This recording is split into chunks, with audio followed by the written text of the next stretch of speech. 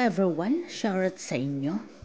So pababa ko lang ha, baba ko lang yung aking June and July na 2 weeks yan, 2 weeks na making baon.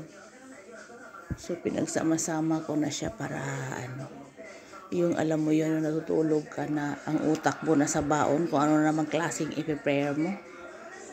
Ayan siya. So at least may na ako, magawa ako sa gabi para sa bukas, lalo na yung mga pang side up niya, yung pang side up niya na gulay-gulay.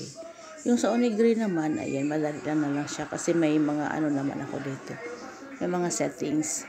So ayun na siya, kahit late na ako magigising, kahit mga 6 na, dati kasi 5 talaga ako nagigising, ngayon kahit mga 6:30 makaprepare ako, ay kayang-kaya ko na siya, kahit 6:30 na ako magising. O diba? So, ayan siya. So, thank you.